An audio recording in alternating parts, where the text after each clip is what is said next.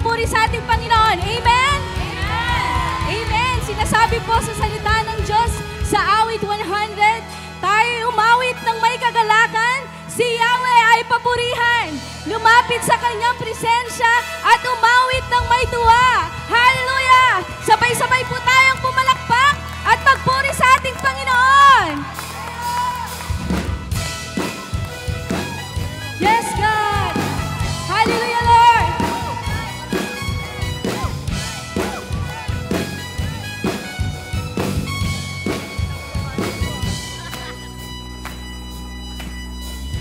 Kung aking mamasdan ang kalawakan, hindi ko maunawaan ang iyong dahilan kung bakit ako'y pinili mo't inalagaan. Di ko kayang isipin, hindi ko kayang sukatin ang pag-ibig mo, Jesus, na iyong binigay sa akin. Salamat, salamat! Salamat, salamat, oh Jesus, sa pag-ibig mo.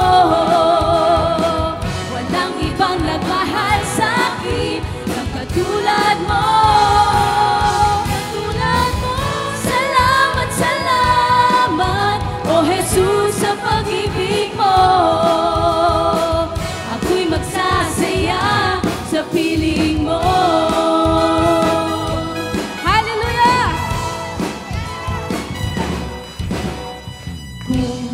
Pagsubok man o kagipitan, ako ay may lalapitan. Ikaw, Jesus, ang aking sandigan, hindi mo ko pababayaan. Di ko kayang isipin, hindi ko kayang sukatin ang pag-ibig mo, Jesus, na iyong binigay sa akin. Salamat, salamat, oh Jesus, sa pag-ibig mo. Walang ibang nagmahal sa akin ng katulad mo. Katulad mo. Salamat, salamat, oh Jesus, sa pag-ibig mo. Ako'y magsasaya sa piling mo. Minsan pa, awitin natin. Salamat, salamat! Salamat, salamat, oh Jesus, sa pag-ibig mo. Walang ibang nagmahal sa akin ng katulad mo. Katulad mo. Salamat, salamat, oh Jesus, sa pag-ibig mo. Ako'y magsasaya sa piling mo. Buhay ko nang purihin ka, buhay ko nang sa'yo'y sumamba. Wala nang ibang nanaisin pa, kundi pasalamatan ka. Buhay ko nang purihin ka, buhay ko nang sa'yo'y sumamba. Wala nang ibang nanaisin pa, kundi pasalamatan ka. Buhay ko nang purihin ka, buhay ko nang sa'yo'y sumamba. Wala nang ibang nanaisin pa, kundi pasalamatan ka. Salamat, salamat, oh Jesus, sa pag-ibig mo. Walang ibang nagmahal sa akin ng katulad mo. Salamat, salamat, oh Jesus, sa pag-ibig mo. Ako'y magsasaya sa piling mo.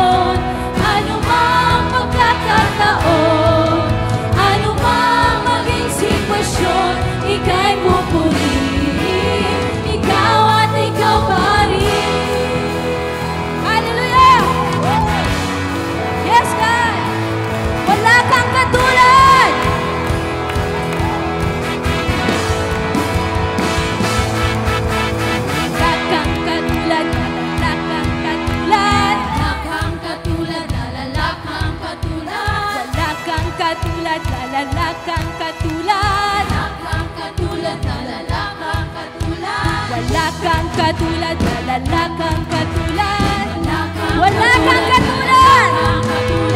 Wala kang katulad, wala kang katulad. Wala kang katulad, wala kang katulad. Wala kang katulad, wala kang katulad.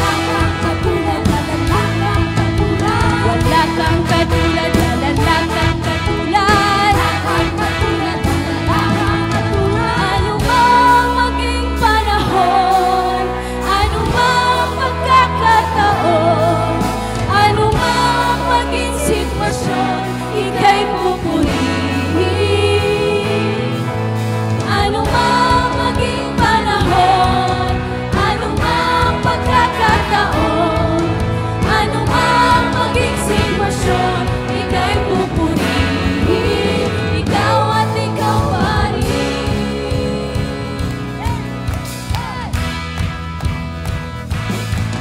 Ano mang maging panahon, ano mang pagkakataon, ano mang maging sitwasyon, ika'y pupurihin. Ano mang maging panahon, ano mang pagkakataon, ano mang maging sitwasyon, ika'y pupurihin. Ikaw at ikaw pa rin. Hallelujah! Yes, God! Hallelujah! Purihin ka, Panginoon! Yes, God! Magpalakpakan po natin ang ating Panginoon! Hallelujah! Hallelujah, Lord! Yes, God. Come on, let's continue to worship the Lord. Hallelujah, hallelujah, Jesus. We worship you, God. We glorify your name, O Lord. Come on, church. Why not this afternoon? Open your heart to the Lord. Hallelujah. As we sing this song, damhin mo ang presensya ng Panginoon. Habang inaawit mo ito, isipin mo na inaawit mo siya. Hallelujah. Oh, come on, open your mouth. Worship the Lord.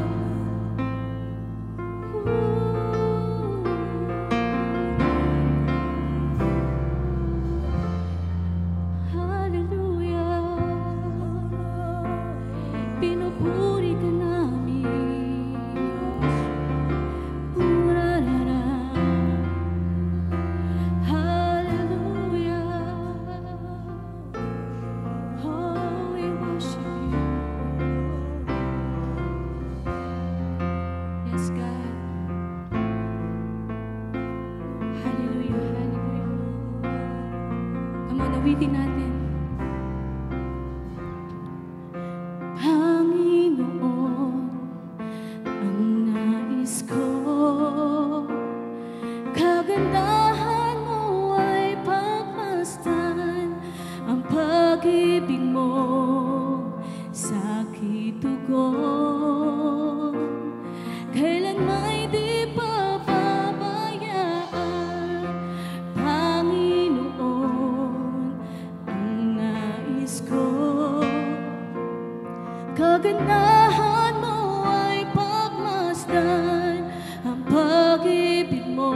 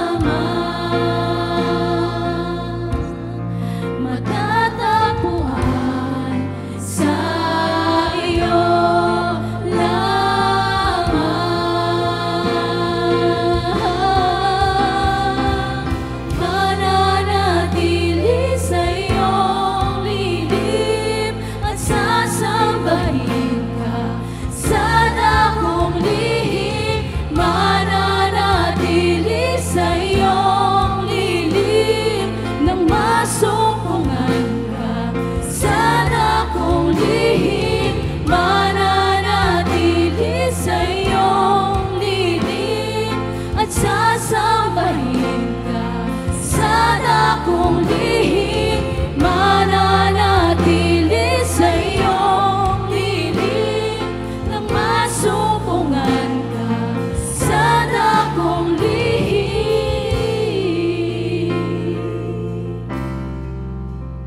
Hallelujah.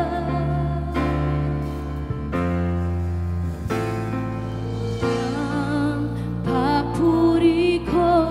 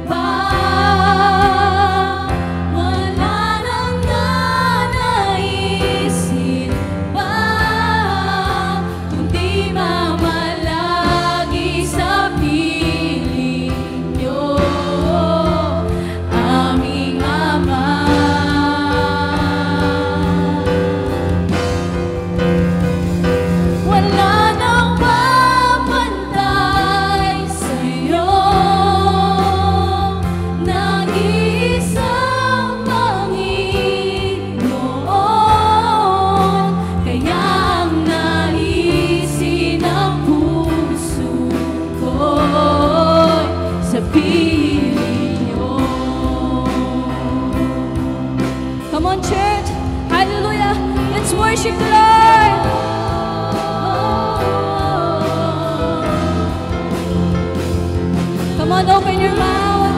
Kapatid, huwag kang mahiya. Bukas mo ang iyong bibig at purihin ang ating Panginoon.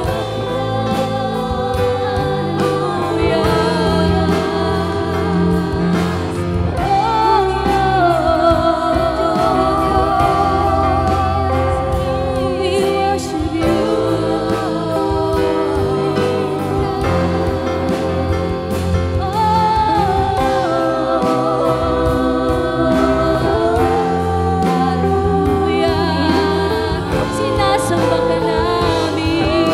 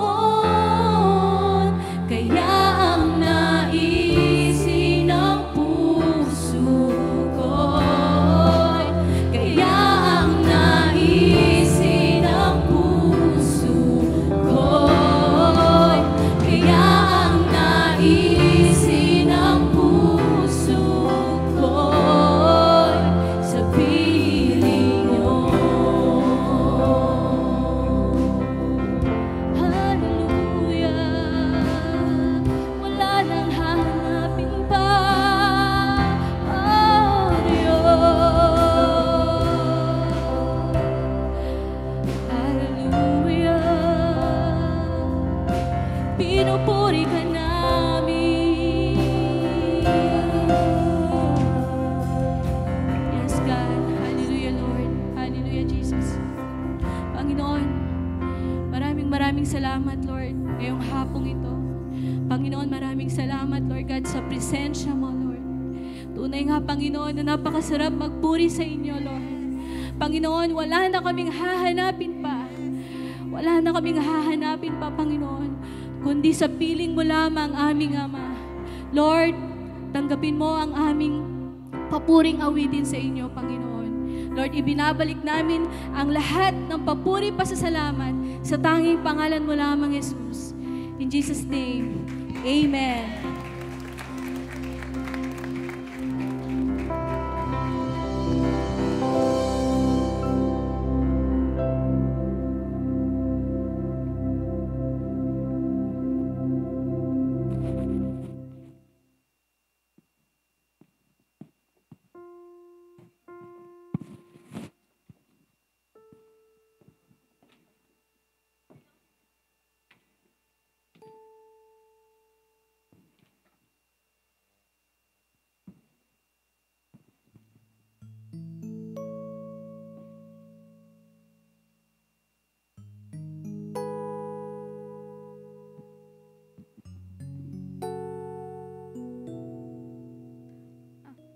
Good afternoon po, Life Giver family.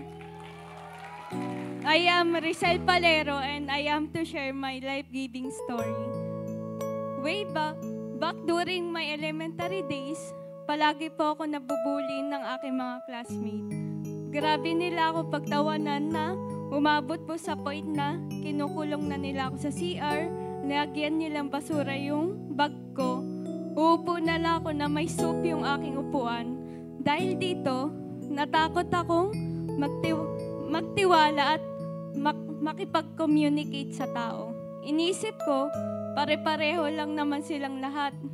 Itong bullying na nangyari sa akin, resulted na gusto ko na lang mamatay. Yes, ako po ay biktima ng bullying na nagresulta ng matinding depression. But I thank God dahil sa sitwasyong ito, dito ako ninigtas ni Lord. Ginamit niya ang life giver na pumasok sa campus to reach out to me. And doon ko mas na-realize na hindi ako iniwan ni Lord sa lahat ng battle sa kinakaharap ko. Pero hindi nagtagal, dahil ako ay nag-church at nag-life group na, ako po ay na-persecute ng aking mga magulang. Kaya, pansamantala kong sinikreto ang pag-commit ko sa church at life group. Ang importante, nagpapatuloy. Dahil nag-decide akong tumuloy sa Panginoon, kahit na may kahit pa. Dito ko natutunan kung gaano kahalaga na magbigay kay Lord. And because of this, doon ko naranasan ang mga blessings ni Lord. As a youth, alam ko hindi madali sa karamihan na magbigay dahil sa kapos ang budget o allowance. Pero alam nyo, once na binigay mo kung anong meron ka, maliit man yan o malaki, basta galing sa puso mo yung pagbibigay, mas lalo kang ibibless ni Lord. Simula nung naintindihan ko ang kalahagahan ng pagbibigay, binigay ko ang best ko para kay Lord. Kahit estudyante pa lang ako, simulan nagbigay ako, alam ko hindi ako nagkulang ng mga allowance o maubusan man. Pero mabilis ako makatanggap ng bagong allowance. Dahil sa tithes offering, first fruit, and waiting season, namungay matagal ko ng pinagdarasal. Last January, I'm happy dahil naipasa ko yung 2 kong subject na kailangan ko na makompute matapos ang course. And soon, makagraduate na.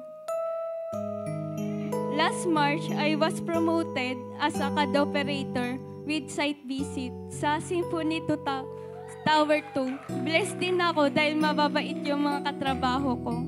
And this May, yung dream ko natupad din na maranasan ko mag-topping off kasama mga engineers pati architects.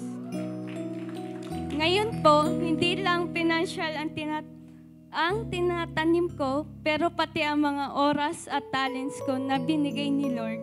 I am now serving God and this church through the sa prophetic ministry and life for kids. And I am now part of Metro Zone 2 Satellite at mas lumalalim para sa Panginoon. Life Giver Family, huwag po tayo mawalan ng pag-asa if hindi pa sinasagot ni Lord ang panalangin natin. Magtanim lang po tayo ng magtanim kahit feeling natin wala nangyayari sa mga prayers natin. Kasi at the end of the day, hindi mo na mamalayan lahat ng pinagpipray mo, sinasagot na ni Lord. Magtiwala ka lang kay Lord, hindi mo kailangan pangunahan ang lahat ng plano niya sa'yo. Alam ng Diyos ang pangailangan natin, naririnig niya ang mga dalangin natin. At the perfect timing niya, we will be able to reap everything na tinatanim natin. I am Rizel Palero and I am Life Giver. Let's give.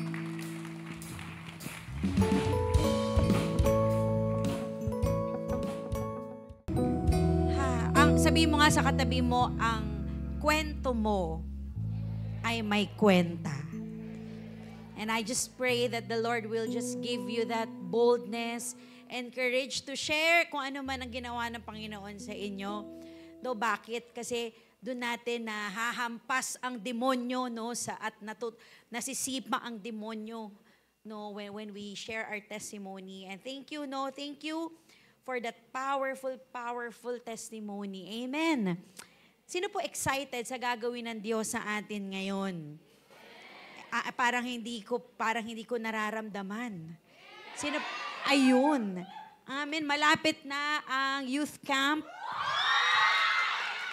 The energy, amen, of the young people. And of course, sino ang mga umattend ng Sancti Camp? Siguro raise your hands. No, mga umattend ng Sancti Camp, grabe, ginawa ng Panginoon. Actually, I received a text message from someone na talaga na-deliveran siya even online. So, ang lakas po ng power ng banal na Espiritu Santo. And you know, ito na talaga yung revival When we start seeing men, come to Christ, and really surrender and talagang to answer God's call for their life, ito yun Sa totoo lang talagang karamihan, most of the heartaches ng mga kabataan, ng bawat pamilya, galing sa tatay Tama po ba?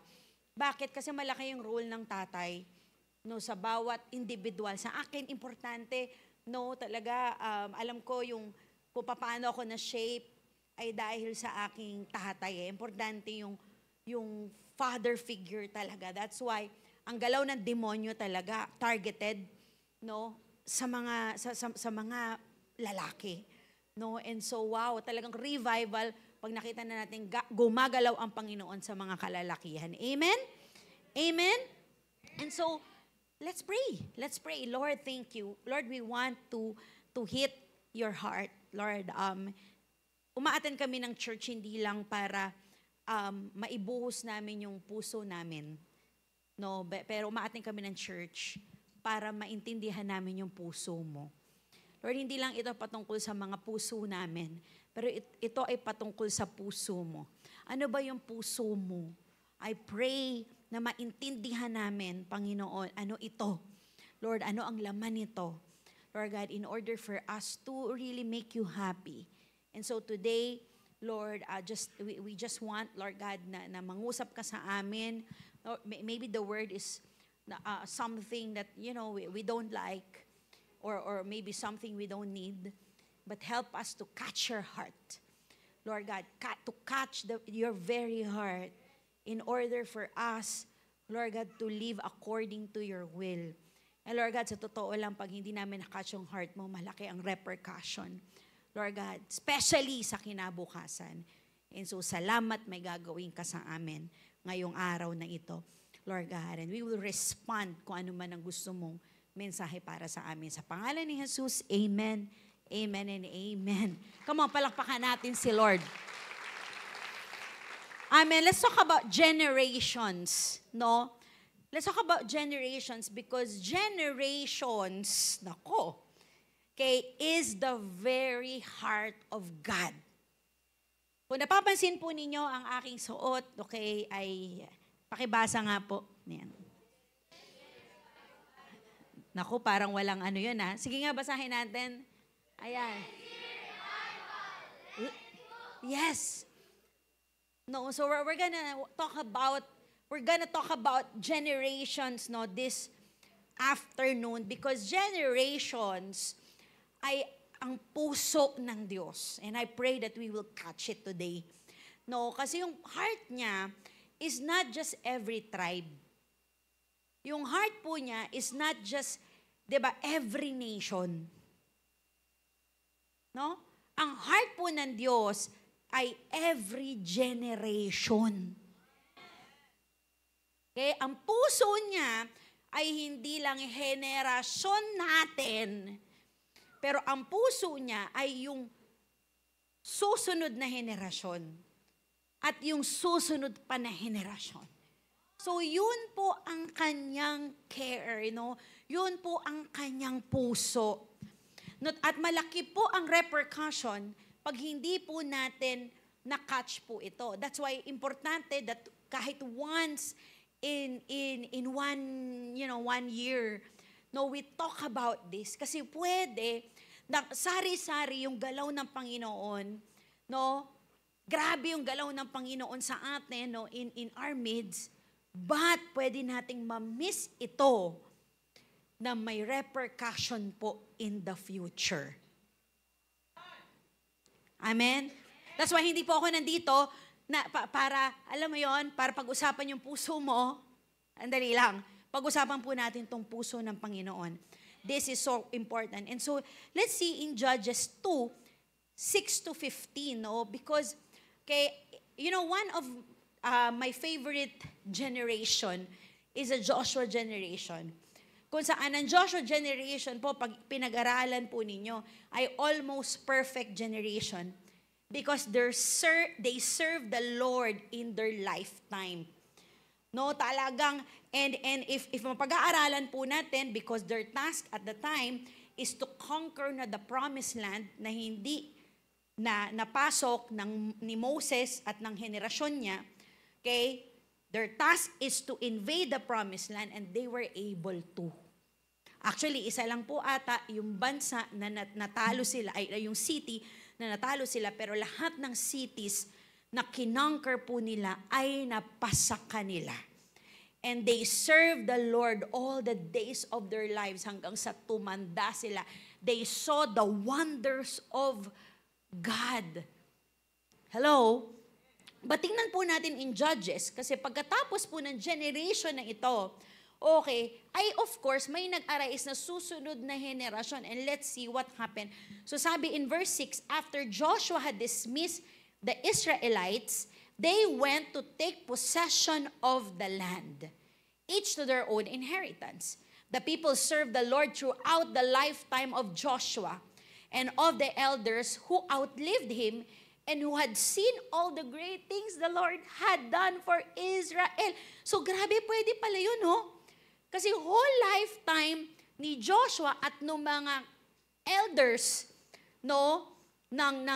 ni Joshua, buong henerasyon ay naglingkod daw sa kanya. Taas ang kamay ng gusto niyan.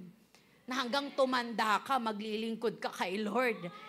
'Di ba? Hanggang pumuti ang buhok mo.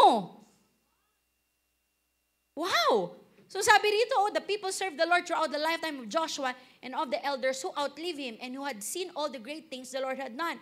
Joshua, son of Nun, the servant of the Lord, died at the age of 110. So hindi ito gusto niyan. 110 ka na pero pumupunta ka pa ng church. Diba? At nagpupuri, for the Lord is good. Grabe ang generation nila.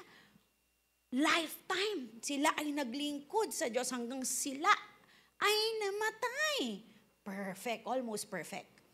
That's a generation na ang sarap-sarap tularan, sarap-sarap kopyahin. And I pray, na makopya po natin yun. Na hanggang dulo ng ating buhay, maglilingkod tayo sa Diyos. Nung youth hanggang sa tumanda, ay naglingkod kay Lord. Sino rito may balak pang mag-backslide? Wala pong buhay sa pagbabackslide. Walang buhay outside the will of God. And our prayer is that, all of us will be able to serve Him for the rest of our life. But this is my point in verse 10. Sarap pala mag-preach dito. Amen. Hindi ka pa nagsasalita, nag-i-amen na yung tao. Hallelujah. Amen. Verse 10. And so, ito na po yung nangyari. Ito na po yung ito yung nakakagulat. Ito yung nakakagimbal. Ito yung nakakapagtaka. No? Ako nagtataka po ako dito because in verse 10, look at this. Sabi dito, after that whole generation had been gathered to their ancestors, okay, ibig sabihin, after nung whole generation, natapos yung whole generation, namatay na. Okay, yung generation na yon.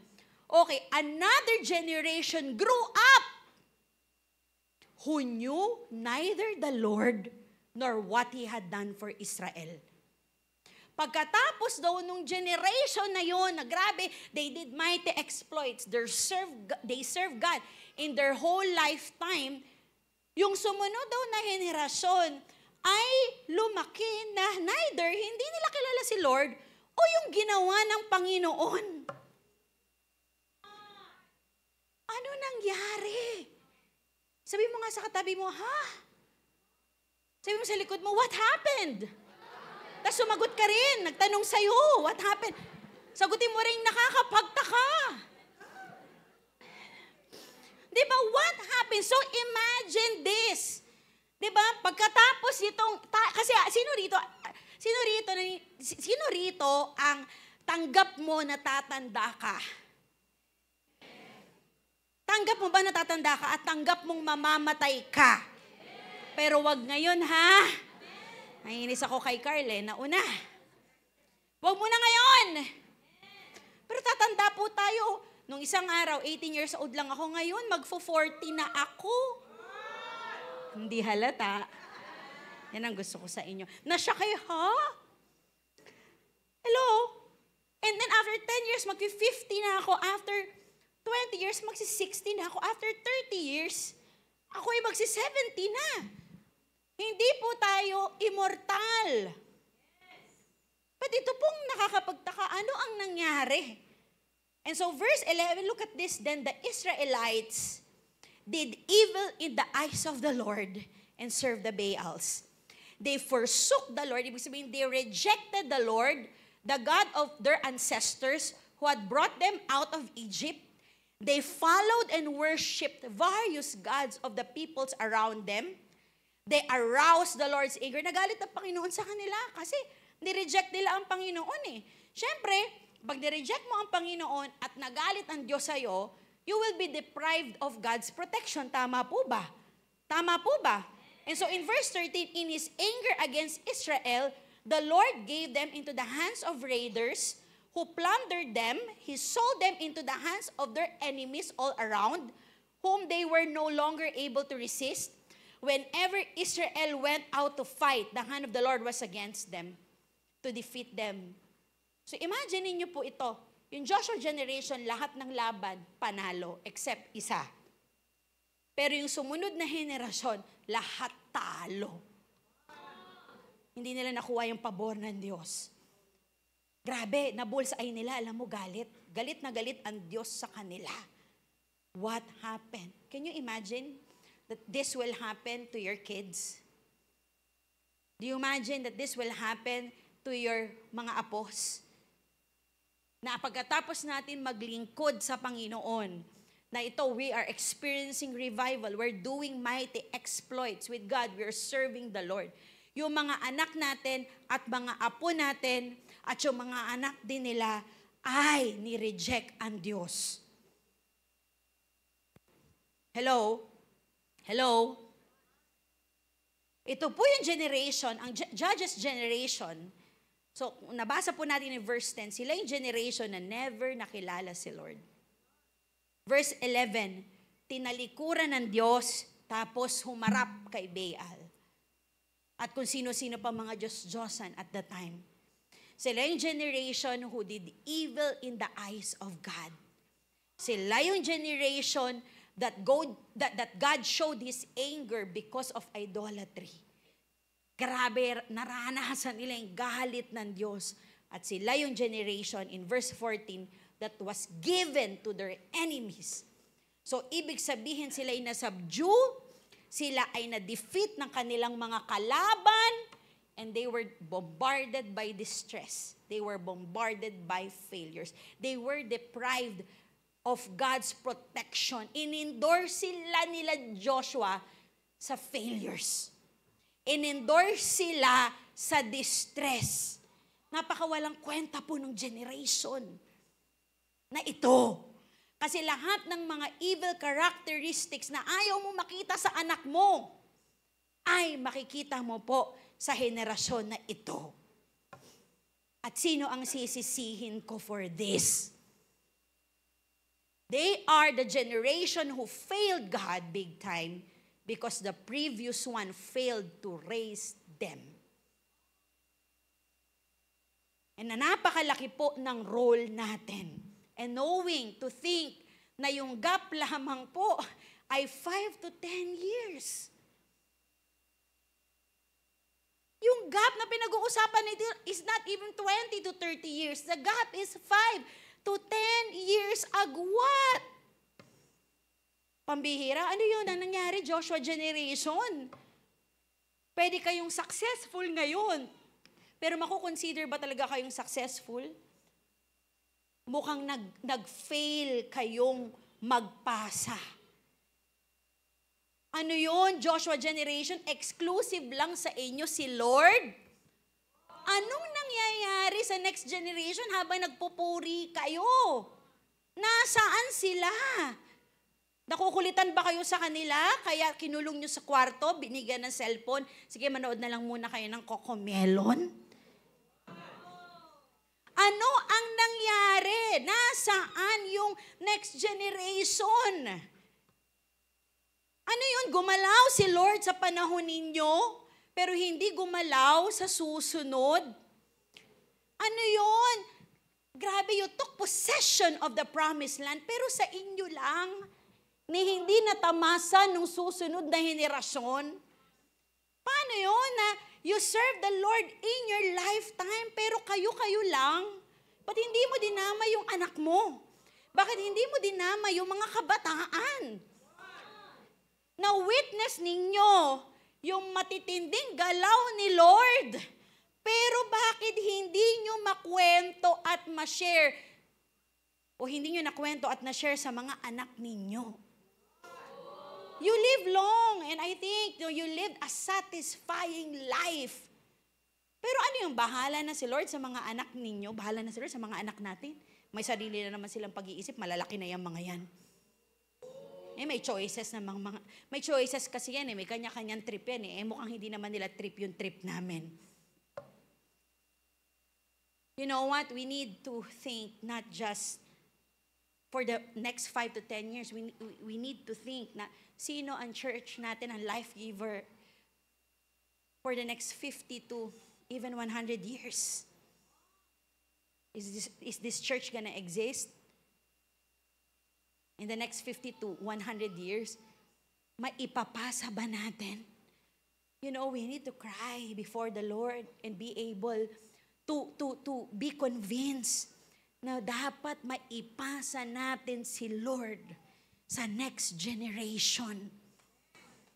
Alam nyo, mga magulang, mga leaders, mga disciples, ang delikado ay hindi yung tinuturo ng mundo Pero alam mo kung anong delikado? Yung hindi tayo magturo. Yun ang pinakadelikado. Kasi baka masyado nating pinoprotektahan ang mga ito sa mundo na hindi natin sila prepare para sa mundo by not teaching them. Ako po ay napagod na. Sabi ko, ayoko na sa youth. Totoo po yan. Ayoko na sa youth. Pero isang araw, sinabi ng Panginoon sa akin, Faithy, you need to search the scriptures if that is my will. Because I am a generational God. Hindi lang ako Diyos ng Japan, hindi ako lang Diyos ng Pilipinas, hindi lang ako Diyos ng Israel.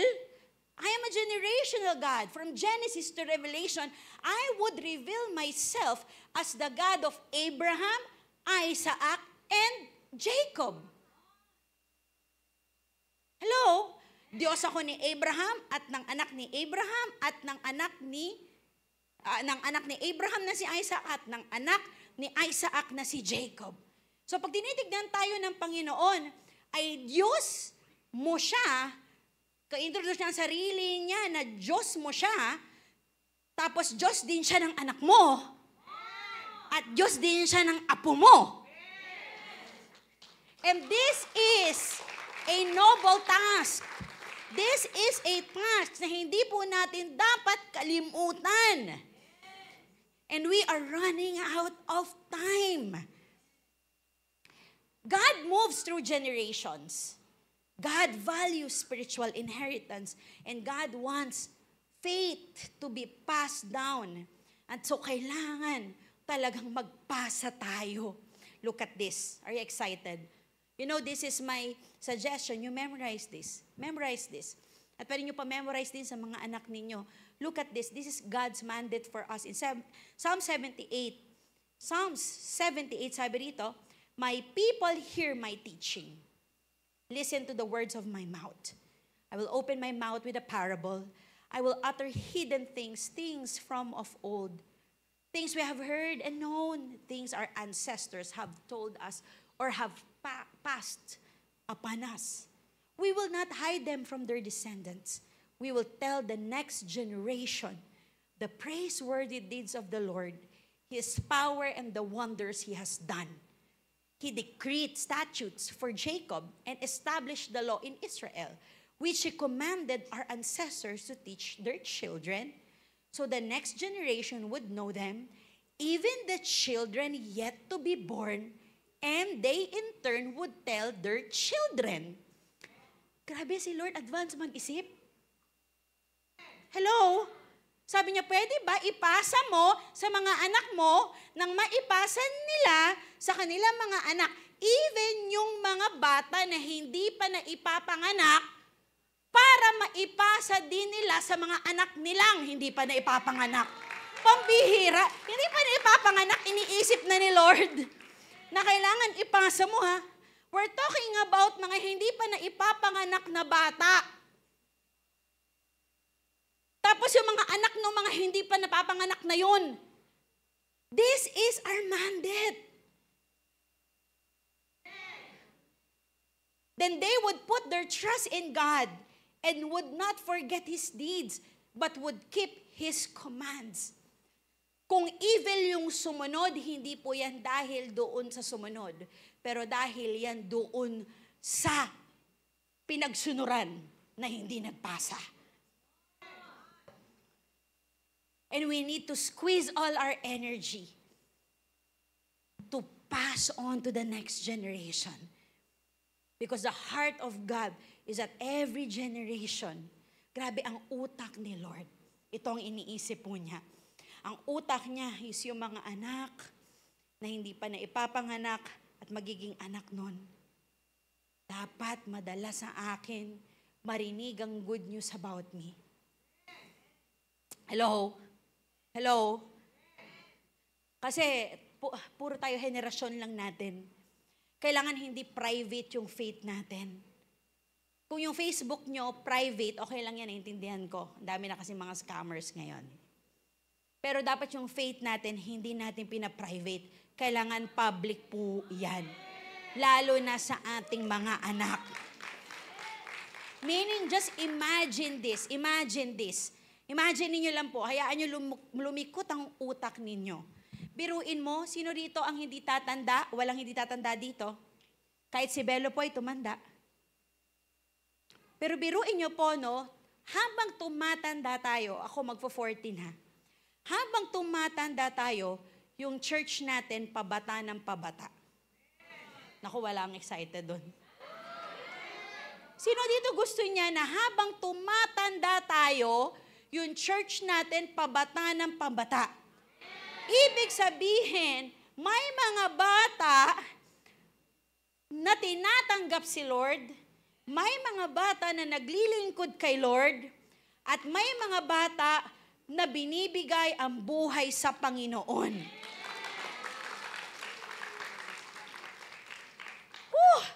Amen! Alam niyo po, the largest church is in Korea. I think they're still the largest church. No, ang church po ni David Yonggi Cho. But you try to visit, wag lang po kayo, pagpunta kay Korea, wag lang po kayong kung saan pumunta. Try to visit the church ni David Yonggi Cho. And it's a big church. It's a huge church. No, na kapag nag-visit ka, puro matatanda. Talagang whole lifetime naglingkod yung generation na yon kay Lord. Kaya lang, ang problema natin kasi, ang sukatan kung alam mong alive yung isang simbahan ay kapag may mga bata sa simbahan at nasa harapan at humihiyaw at nagsasabing, Lord, magpapagamit kami sa iyo.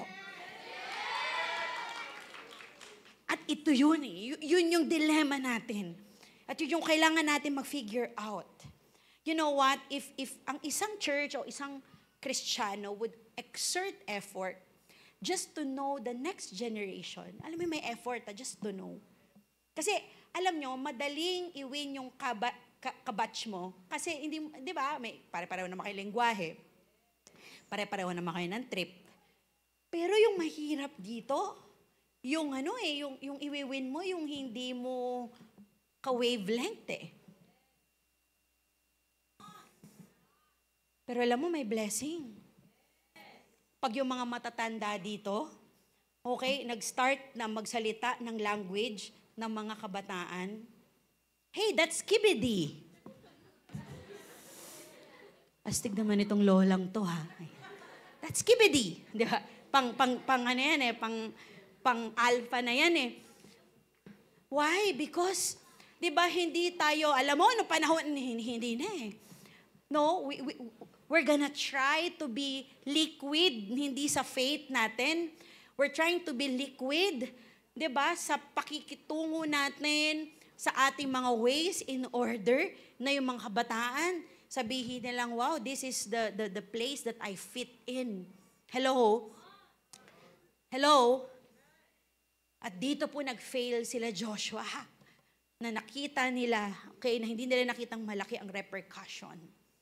We don't want to be a church known to, alam mo yon, to lead revival.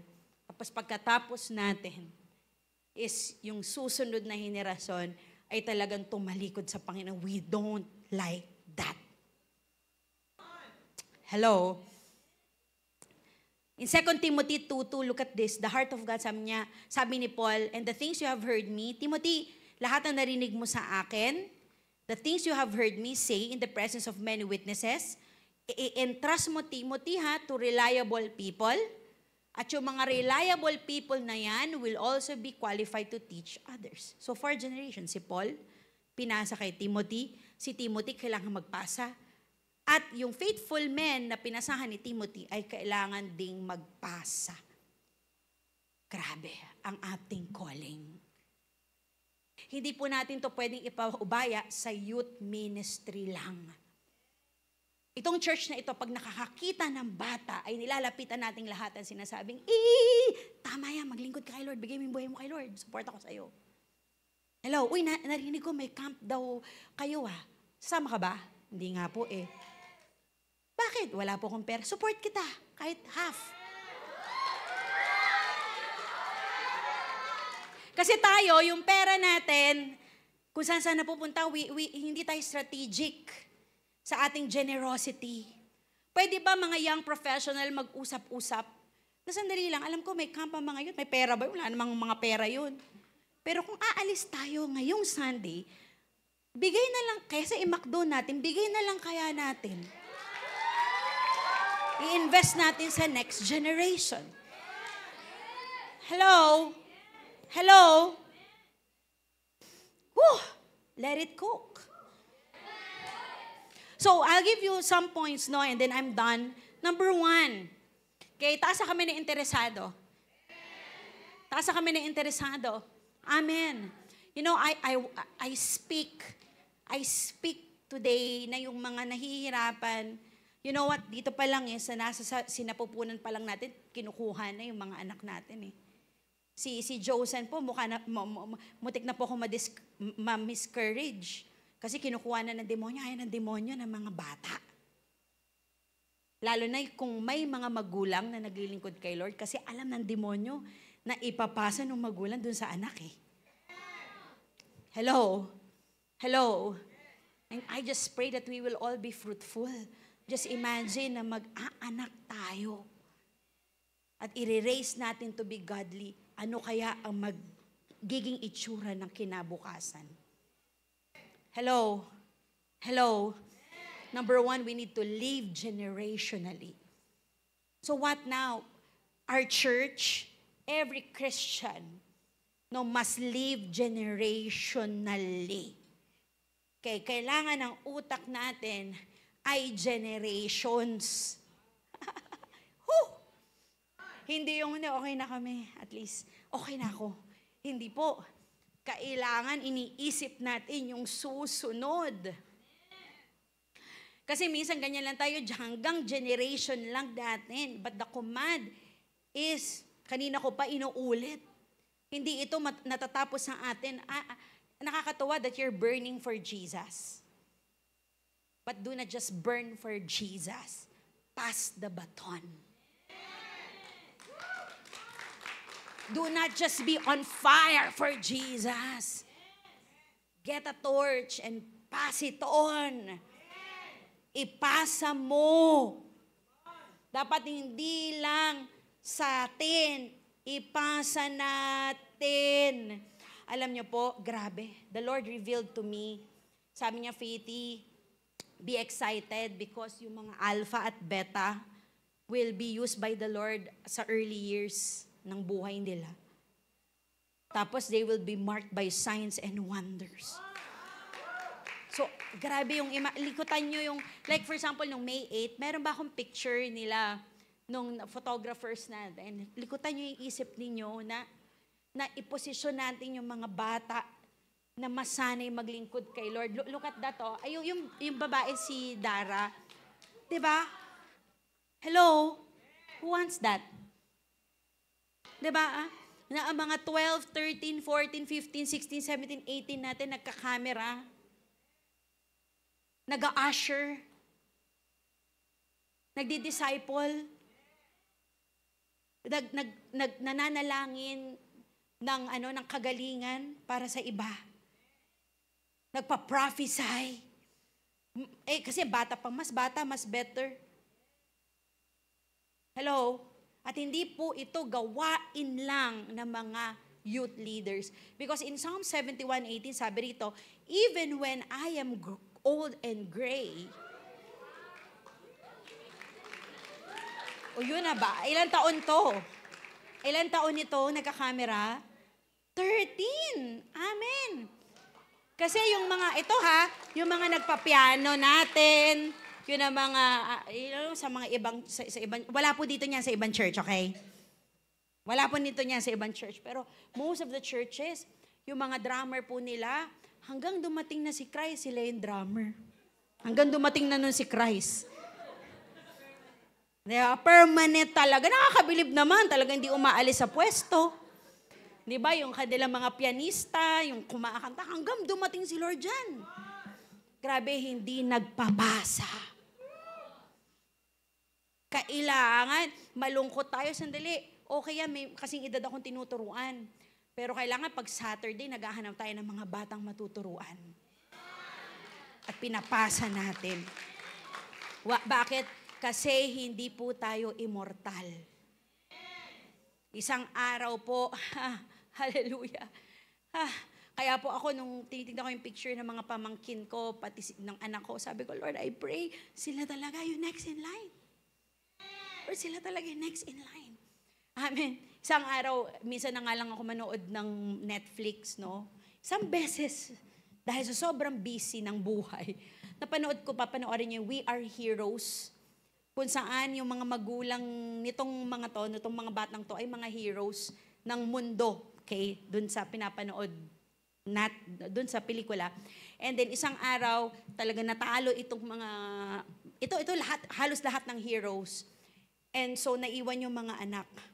At nakakagulat na itong mga anak, hindi din sila naniwala sa sarili nila hanggang sa kailangan na nila to do something, no? Doon sa sitwasyon na grabe, mas matindi pa yung ginawa nila kaysa sa mga magulang nila. Mas matatalino, mas magagaling. Amen? And we can, we can join hands and we can vote in ang young and old, no, to do something for the kingdom of God. Amen. Hello. But look at this in Psalm 71:18, sabi rito, even when I am old and gray, I will declare your power to the next generation. Lola, magsalita ka na. Apo, halika rito. May ikikwento ko sa'yo. Okay ka ba? 15 hours?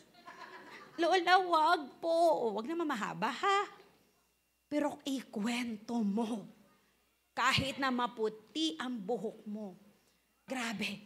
Wow. And I wanna tell you, ito po ang susi para hindi ka tumanda. Naku po, wala excited dun. Sino dito gusto hindi tumanda? And then mag-minister ka sa bata. Hello, number 2. Ano yung number 1? Think. No, live generationally. Second is to empower youth as leaders of today, not just tomorrow. Kasi ganito, pag may life group tayo, ang sabihin natin, mga bata, dun muna kayo, youth, dun muna kayo sa isang kwarto, hindi, usapang pang matatanda to. Diba? Bukas ka pa magiging leader. Hindi pa ngayon, so dun ka muna. Hindi eh. Dapat sinasama natin, halika rito, kailangan ka namin. Ano ba idea mo? Kasi hindi ka future leader. Leader ka na ngayon. At kung hindi natin uumpisahan na mag-serve sila ngayon at maging leader sila ngayon, then hindi sila magiging leader bukas. At alam niyo po ba, mabuti sa akin, that this is biblical. In Ecclesiastes 12 verse 1, sabi dito, remember your Creator in the days of your youth. Youth ka, then ngayon ka magiging leader. Then ngayon ka magsiserve. Then ngayon mo kikilalanin si Lord.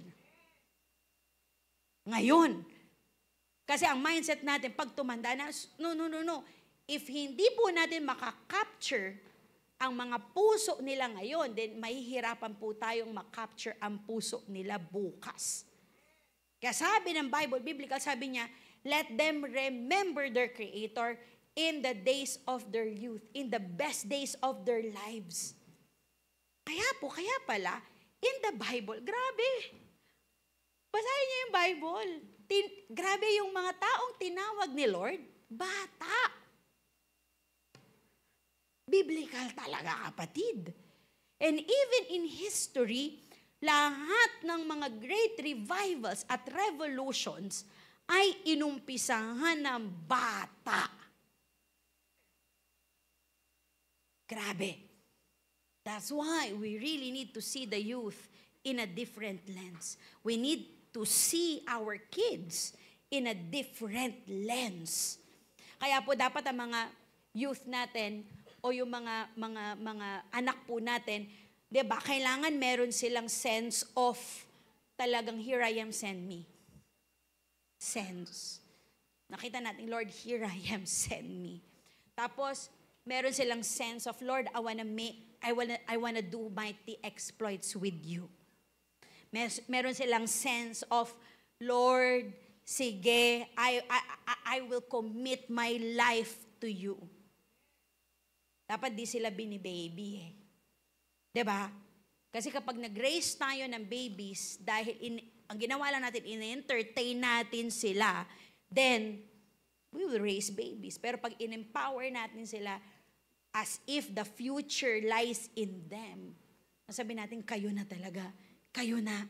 Then, maniwala po kayo sa akin, makaka-raise talaga tayo ng leaders. Hello? At hindi lang volunteers. What we want is radical involvement from them. Amen? Taas ang kamay ng excited dyan. Taas ang kamay ng excited dyan. Amen. Number 3 is this. Okay? Number 1, live generationally. Number 2, kailangan ng youth ma-empower as leaders ngayon, hindi bukas. Okay? Number 3, we need to make our church a home. We need to make our church a home, not just a show. Young people of course, no, importante yung may lights, performances. Importante yan kasi pinupuntahan din naman talaga ng mga kabataan yan sa mundo. And so kailangan may i-offer din tayo na lumalaban din tayo sa mundo. But you know what? Ang mga young people po ay nag-gravitate towards acceptance. Hello? Naghahanap po ang mga young people ng tahanan. At kapag nakita nila ang tahanan na yan kaysa simbahan, then pambihira magsistay sila sa simbahan. Actually, kung sino tatanggap sa kanila, doon sila sasama eh. Tatanggap sa kanila, drug addicts, doon sila sasama. Kung tatanggap sa kanila, mga LGBTQ, maniwala ka sa akin, doon sila sasama. Actually, parents, discipleship starts at home. But when families fail, may the church be the home they've always longed for. Discipleship starts at home. Pero kung sakasakaling mag-fail yung tahanan, then I pray maging tahanan ng kabataan ang ating simbahan.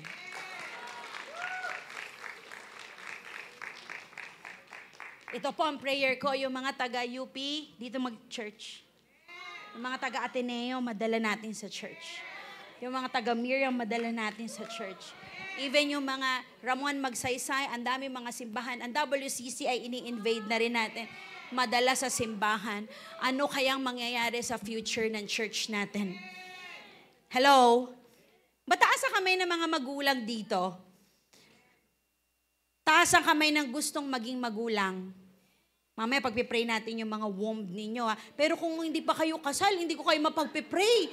Diyos ko, delikado ito. Mamaya, pinagpray ako ni Pastora. Wala ba akong asawa? Ito, nabuntis. Naku, walang ganyan, okay. Pero sino dito yung mga may asawa na gustong magkaanak? Hello? Taas ang kamay. Ayan, pagpipray po natin yan. Ang daming lumalapit sa akin, Pas, yung pangalan ng, alam mo kung anong pangalan ng anak ko? Ano? Faithy. Bakit? Pinagpray niyo po ako. Tawa ito po, ang dami pong may pangalang Faithy. Pinagpray ko daw yung magulang, tapos nabuntis.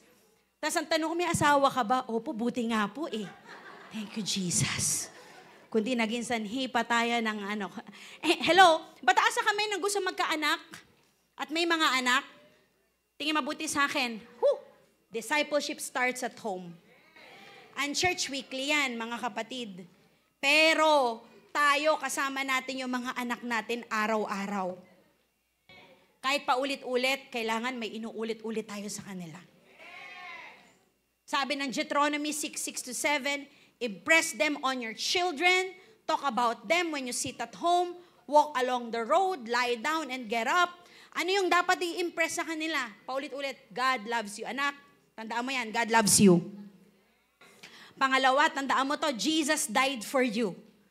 Hindi pa nila naiintindihan. Yung mga bata, kahit hindi pa nila maintindihan, itanim mo na, ibulong mo na, ipakita mo. Kasi mga right brain yan, sponge yan, makukuha nila yan. God loves you. Jesus died for you. You are not a mistake. You are set apart for God. That purity is possible. Hindi, mama, sabi ko sa mga kaibigan ko, hindi posible. Ito nga yung kwento ko. At iba yung mga kwento ng mga tao sa church, purity is possible.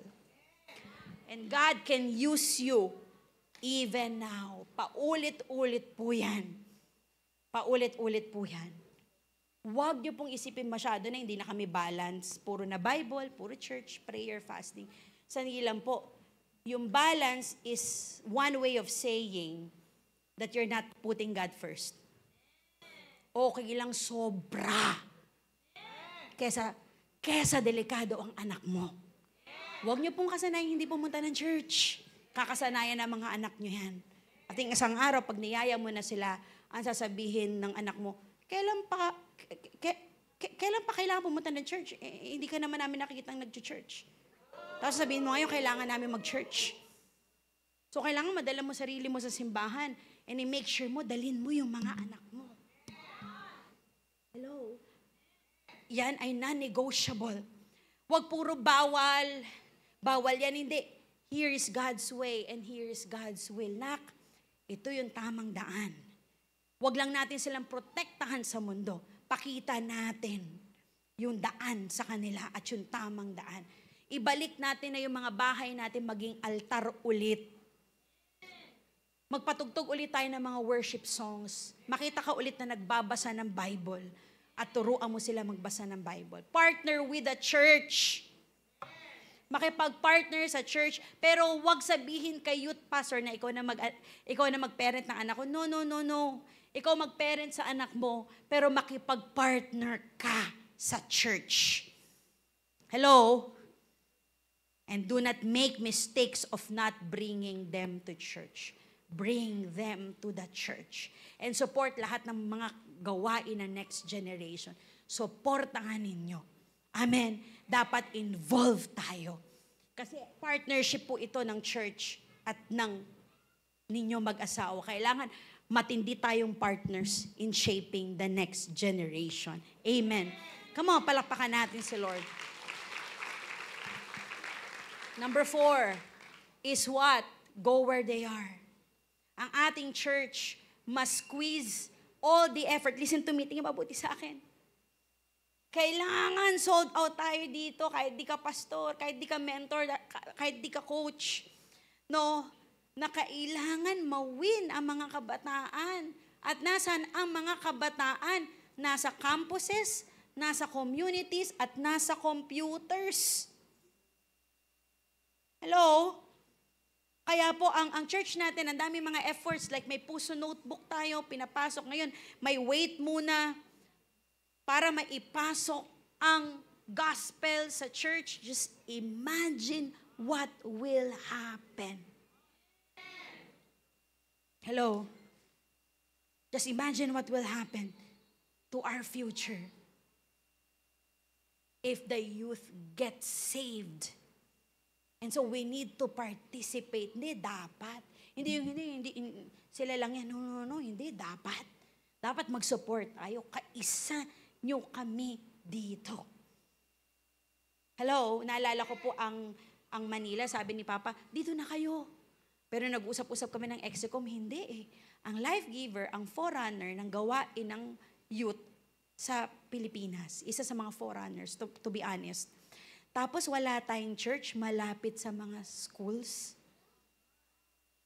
Eh walang pera, yun na nga yun eh. May revival eh. Pero ba't hindi tayo magtatayo ng church sa school? Alam nyo, after May 8, sabi ni Lord sa akin, sige tapusin mo yung May 8, may regalo ko sa'yo. Alam mo, after May 8, pambihira, binigyan tayo ni Lord ng venue malapit sa U-Belt. Meron bang... And ang heart ko, ang heart natin, is dyan papasok yung mga kabataan. Na susunod, magiging Ate Dayan, susunod na magiging Coach Lovely, Coach Dayan, magsusunod na magiging, alam mo yung Coach Kenneth, at mga kabataan. Just imagine, napakasarap, saya natin dito. Napalaki ng palaki ang ating mga, di ba, ang ating simbahan, tapos pabata ng pabata. Hello? Hello? Alam mo, sabi sa akin ni Lord, kasi sabi ko, Lord, ayoko na sa youth. To be honest, mahabang kwento. Pero noong 2023, hindi mabuti sa akin, noong 2023, kasi isa sa mga paborito ko pong revival ay ang Asbury Revival. Meron po akong libro nung 1950, tsaka 1970. Yung 1950, yung title ng libro na yun, When God Comes. In-account nila yung testimonies ng mga taong nakaranas ng pagbuhos ni Lord sa Asbury University. And so kaya ko siya favorite kasi it's a revival na nangyari sa loob ng campus. 1905 pa lang, bumubuhos na si Lord, no? 1905, sa isang chapel service, biglang bumuhos si Lord na to the point na hindi natapos yung chapel service. So ganun yung mark ng Asbury Revival, hindi natatapos. No, into 2 to 3 weeks, hindi natatapos hanggang sa na-transform lahat ng pumasok. Tapos kumalat yung gospel sa cities na nag-penetrate sa iba't ibang mga nation. Tapos noong 2023, bumuhos ulit yung Asbury Revival. So ako sabi ko, Lord, bumuhos ulit. Tapos ang daming mga nagsasabing, hindi revival yan. Pero sabi ko, hindi, revival yan. So sabi ko, Lord, anong gusto mong gawin ko? Sabi niya, Faithy, may ginagawa ako sa mga kabataan. Actually, ngayon, grabe ang revival sa Europe, North America, South America, and I believe dahil bumuhos yung Asbury. Ano yan, hindi show yan pababayan, mga kabataan yan. Kaya ngayon daw, nakikita ko sa mga balita ngayon, bumabalik ang mga kabataan ngayon sa church, sa Europe, sa Amerika, bumabalik ang mga kabataan ngayon. Sabi ko, Lord, dahil bumagsak ito, sabi ko, may gagawin ka sa mga kabataan. So sabi ko, Lord, ano nang gagawin ko? Noong 2023, sabi ni Lord sa akin, pray. Sabi ko, okay, pray. Saan ako mag-pray? Sabi niya, pray ka sa Cebu.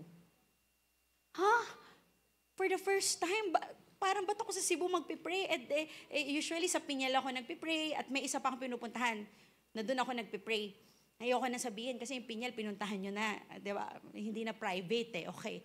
So anyway, to make the long story short, sabi ko, sige, nag-book ako. Tapos sinabi ko lang sa ilang tao, sabi ko, tao dyan, pupunta ako sa Cebu, Dovi, ayan na. Pero huwag ka maging akong preach dyan Magpipray lang ako. And then, sinabihan ko pa si Ninang Gina Osmeña. Tapos alam mo, nung sinabi ko, napapunta ako doon, may narinig siya kay Lord, sabi niya, dalin mo si Faithy sa prayer mountain, nakakatayo ko lang sa'yo. Naku, walang excited doon. So sabi niya, Faithy, may hotel ka na ba? Sabi ko, Ninang, long story, wala nga Basta long story, pagdating ko na lang dyan, hindi, sabi niya. Sabi ni Lord, doon ka daw matulog sa prayer mountain ko. Tapos kinilabutan ako, sabi ko, Nina, may prayer mountain ka? Yes. Anyway, sige, sunduin kita. So pag sundo niya sa akin sa airport ng Cebu, umakyat na kami agad sa prayer mountain. Pagkita ko doon sa prayer mountain, talagang in your face yung mountain, nandun si Lord.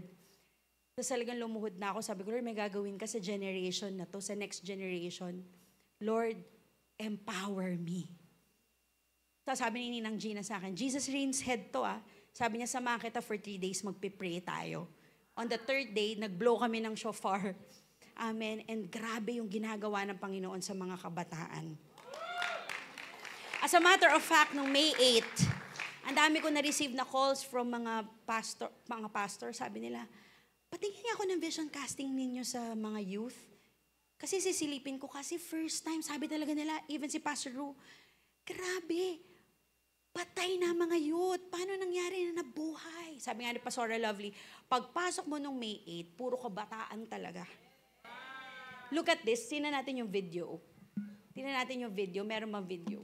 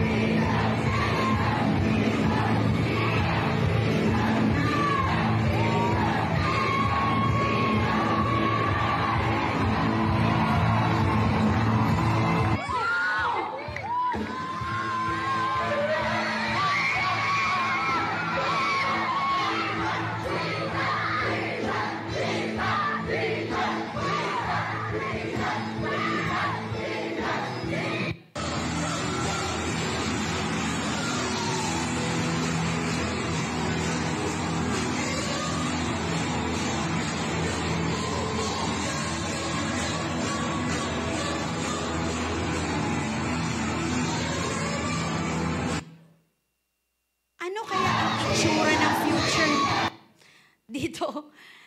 Ano kaya itsura ng future? Thousands of young people shouting Jesus. And you know what the Lord revealed to us?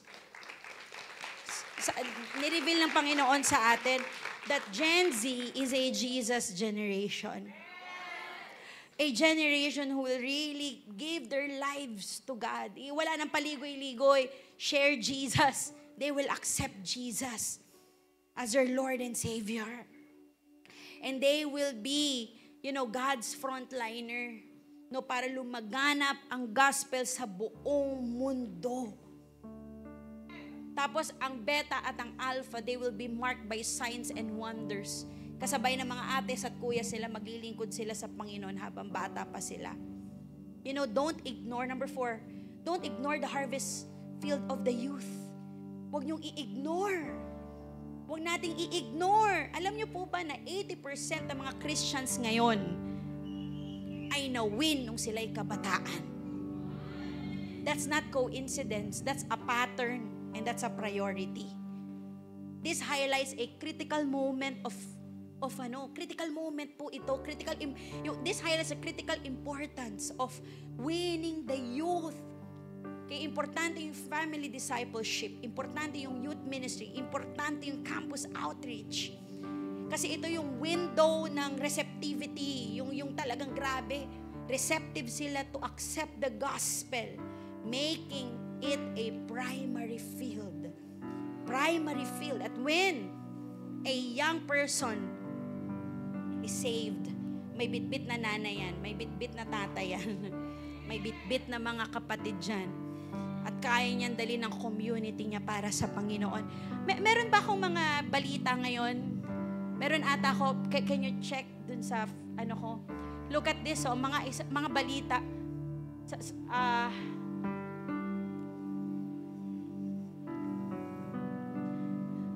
Meron ba?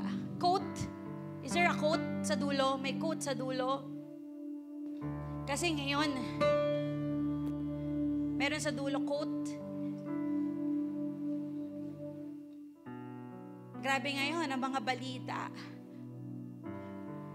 Meron ba tayo? Pinakadulo. May isang Gen Z na win ang classmates niya 800 na mga kabataan na win niya. Nalagay ko dyan. Hello. Tapos, ayan, Gen Z leads strong rise in church attendance. Church attendance in England and in Wales is increasing for the first time in decades, driven by Gen Z. Monthly attendance among 18 to 24 years olds has surged fourfold since 2018, with young men now outnumbering women in this age group, reversing long-standing trends. Sige, next. Baka meron. This young man led 895 of his high school classmates to Christ in California this past year. Even, naalala ko, kami rin magkakapatid, we were cold when we were young. Hello. The first time we asked Pastora Shobe to preach, she was only 14 years old. Tapos, nagda-doubt ka, magpapatuloy pa to. Ngayon, 30 na siya, may anak na, nag-preach pa rin. Pero pinaniwalaan mo ng bata. Hello? Huwag tayong umalis sa mga kabataan. Let's set up youth tables and discipleship zone sa mga kabataan. And talagang, ang puso notebook, 100 pesos lang. Kung maitatanim natin sa isang kabataan. Ngayon, ang wait muna, magkano lang kung maitatanim natin sa isang kabataan. Ang youth camp, alam nyo, yung pupuntahan nila next week. Actually, hindi naman nila ako kinausap. Ang lakas sila ng timbre sa akin kasi nagpo-post sila, kulang pa po kami. Ayan. Nagpo-post ko, yung mga youth dito sa Central. Sumiiyak ako kasi naalala ko, tinawag ako ni Lord sa Jabez kung saan sila mag-youth camp. So at the time, pinag-pray ako ng mga magulang ko, sana ma-born again yung anak ko. Tapos minsan, dati binubulong sa akin ng tatay ko, buti kapag gaganda ng mga program na ginagawa mo sa school, sana magawa mo naman sa church. Gaganin lang ako. Kasi wala akong panlasa sa gawain ni Lord. Hanggang sa naka-attend ako ng isang camp sa Jabez. kung saan sila magka-camp, doon ako tinawag ni Lord. Because I gave my life to the Lord. And then, the Lord showed to me, sabi niya, Faithy, sabi niya, I will use you para sa madaming mga kabataan. At that time, ako pa lang, hindi pa kasama yung mga kapatid ko, pero nung na-born again ako, after ng youth camp, sabi ko na sa mga kapatid ko, magba-Bible study tayo. O kayong tatlo magba-Bible study tayo. No? At nawirdohan sila sa akin nung time na yon, pero nag-form kami ng Bible study. Ang huling na born again si Pastora Lovely. Huli na born again yan. Okay? But kami ay nag-start ng life group. No? Pagkatapos ng camp na yun, ako mag-isa. Inapuyan ako ni Lord doon. Tapos nag-start doon sa, nag-life group kami. At that time, yung church natin dito sa Kamias, ito pa lang, ganito kalaki. No, it's a traditional church. Hanggang sa lumaki after 1 year, nag-isang fellowship kami sa youth. Hello? Yung life group namin, magkakapatid, naging 50, hanggang naging 100, hanggang sa naging 200. Tapos pinasok namin yung mga campuses. And then yung body of Christ, sinignan, anong apoy meron dito? Dinala nila sa amin yung mga anak nila na mga walang apoy na mga anak ng pastor. Sa isang gawain pa lang inapoyan, tapos bumalik sa mga sa churches nila at sabi, pa, magsaserve kami with you. Tumawag sa akin yung isang bishop, sabi niya, ito yung pinakamaganda nangyari sa buhay ko, Faithy, na yung mga anak ko maglilingkod with me. Isang tao lang tinanim mo sa camp. Isang tao lang tinanim mo sa camp. Tapos naiiyak ako kasi kulang pa raw yung mga youth. Anong ginagawa ng young pro dito? Anong ginagawa ng mga businessmen natin dito? Alam niyo po ba, ang weight muna, computing niyo po ang ticket price, 350. Sa lahat ng pumasok, ang kita lang po natin 700,000. Ang gastos po 1.4 million. Hello? Pero may ginamit si Lord, mga ginamit si Lord, hindi ako makatulog, napapaniginipan ko. Sabi nung may isa na, member natin, laki-laki na ini-sponsor niya sa ating conference, sabi niya ako makakatulog kasi nakikita ko nagde-deliverance ako ng mga bata. Tapos lumapit ka sa akin, ito na pala yun. Sige, magsisid ako sa wait muna. Meron po akong ninong, 5 years na nagdo-donate ng Bible. Sabi niya, basta sa kabataan ha. Sabi niya, alam niya, ang investment niya, worth it sa kabataan. Hello? Tapos tayo, ini-itsapwera natin, di natin sinusuportahan ang gawain ng mga kabataan. Hello? Pag nakakita tayo ng bata, sabi natin, you're next in line. May isang bata, you're next in line. Pasa mo, kapatid, yung apoy mo. I pray, ang prayer natin is this, Lord, I will not let the fire die in my generation. I want to pass it on. Sabi ko nga, Lord, meron pa ba kaming asim sa mga kabataan? May asim pa ba? Hello? Hello? May 8 ang tatandaan na namin. Tapos, di ba may asim pa ba? Sabi ni Lord na kahit na pumuti ang buhok mo, kahit pumuti ang buhok mo, tatalong ka, Jesus, Jesus. Kahit na pumuti ang buhok mo, kailangan parte ng listahan mo ay ang mga kabataan. We don't just want to be a monument and an institution. We want to be a movement. And if we want to be a movement na hindi mamamatay, then let's invest in the youth. Come on, palakpakan po natin si Lord. Sabi mo nga sa mga kabataan, sabi mo nga next ka na. At sa mga nanay at tatay dito, we play a vital role. Tatayo po tayong lahat. Thank you, Jesus.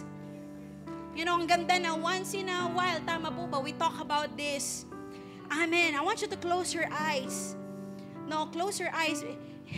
In Psalms 22:30, sabi rito, future generations will be told about the Lord.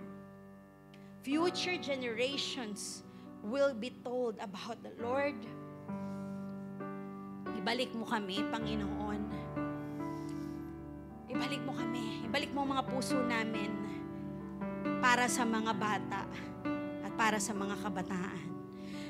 Sige, yung mga may asawa na nahihirapan mag-conceive. Amen. Sige, hawakan ninyo yung tiyan nung babae. Hindi nung lalaki kasi hindi naman yung lalaki yung mga anak. Baka magulat kayo, nabuntis yan. Amen. Thank you, Jesus. Lord, ang desire po namin, maging fruitful kami. Because, Lord God, our future kids will play a vital role sa pag-spread ng gospel in the future. Tatanda kami. Hindi kami immortal. But, Lord God, I pray, cause us, Lord God, to conceive. Cause us, Lord God, to give birth sa mga kabataan, sa bata, Panginoon, na i-raise mo to be the next generation that will dismantle hell. Lord God, that will spread your gospel across the land and the world, Lord. Sa mga nanay at tatay, raise your hands. Lord, inaalay namin sa iyo nyo ang aming mga anak. Lord, tulungan mo po kami, Panginoon, na hindi makalimutan ang aming mga anak. Help us, Lord, not to be passive. Help us to be present to our kids. And help us to pass on our faith to them. Dami na magaganda ngayon na mga pwedeng pampatalino, pwedeng pangpagaling. But tulungan mo kami na hindi makalimutan na ipasa si Lord, na ituro si Lord. And you bless our kids, Lord. No weapon formed against them shall prosper. Target sila ng kalaban. Gusto silang kunin ng kalaban, pero hindi mananalo ang kalaban. Come on, declare right now, they are the next in line. They are the leaders now and the future leaders.